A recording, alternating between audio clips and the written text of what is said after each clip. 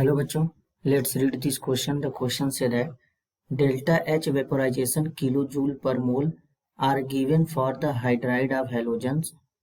In the following graph, the hydride HF will correspond to option A P, option B Q, option C R, option D S.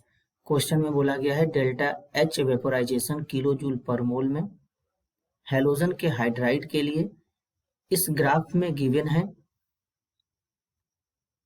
HF के लिए कौन सा point correct है ये बताना है।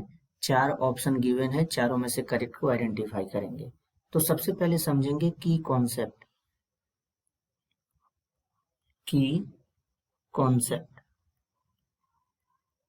की कॉन्सेप्ट होगा enthalpy of vaporisation. Enthalpy of vaporisation.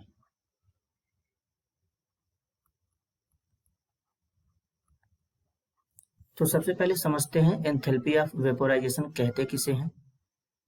1 mole liquid substance को वेपर में कन्वर्ट करने के लिए जो अमाउंट ऑफ एनर्जी प्रोवाइड किया जाता है उसे एंथैल्पी ऑफ वेपोराइजेशन कहते हैं।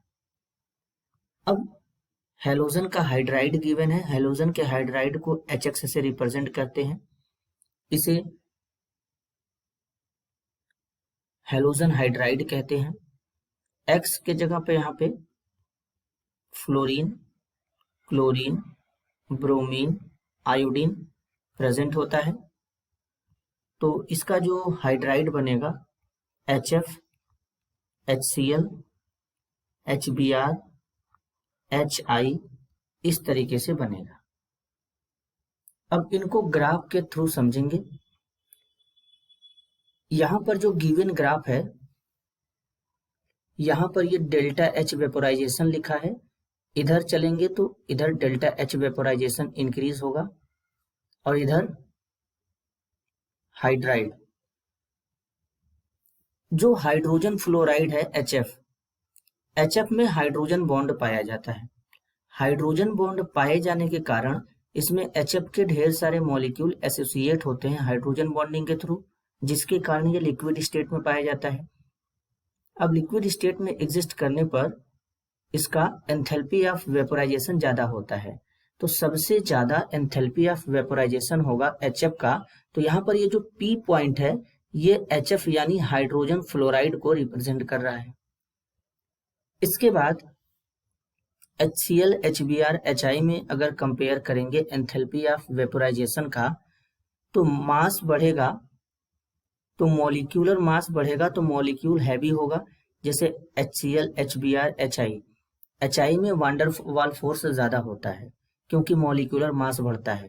तो मॉलिक्यूलर मास बढ़ने पर वांडरवाल फोर्स इंक्रीज करेगा, जिसके कारण एंथैल्पी ऑफ वेपोराइजेशन HI का HCl, HBr के कंपेयर में ज्यादा होगा। तो HF का सबसे ज्यादा होगा। अगेन HF के बाद जो एंथैल्पी ऑफ वेपोराइजेशन होगा ज्यादा वो HI का होगा। तो यहाँ पर जो S वाला पॉइंट है ये HI को रिप्रेजेंट कर रहा है। अब यहाँ पर Q और R बचा है। Q और R में जैसे HCl और HBr है, इनमें अगर कंपेयर करेंगे तो HBr का मॉलिक्यूलर मास HCl के कंपेयर में ज्यादा होगा। तो यहाँ पर Q के कंपेयर में ये जो R वाला पॉइंट है ये ज्यादा बताया गया है। तो यहाँ पर क्या हो जाएगा, HBr हो जाएगा और यहाँ पर HCl हो जाएगा। सबसे कम एंथैल्पी ऑफ वेपोराइजेशन HCl का होगा। इसके पीछे का रीजन है HCl में ना ही हाइड्रोजन बॉन्डिंग पाया जाता है और न ही HCl का मॉलिक्यूलर मास HBr, HI के कंपेयर में ज्यादा है। तो हाइड्रोजन फ्लोराइड का एंथैल्पी ऑफ वेपोराइजेशन सबसे ज्यादा इसलिए है क्योंकि हाइड्रोजन फ्लोराइड में हाइड्रोजन बॉन्डिंग पाया जा रहा है। देन HCl का कम हो गया क्योंकि HCl में हाइड्रोजन बॉन्डिंग नहीं पाया जा रहा है। HCl के कंपेयर में HBr का ज्यादा है क्योंकि यहाँ पर अब हाइड्रोजन बॉन्डिंग नहीं पाया जाएगा। HBr का मॉलिक्यूलर मास HCl के कंपेयर में ज्यादा हो जाएगा।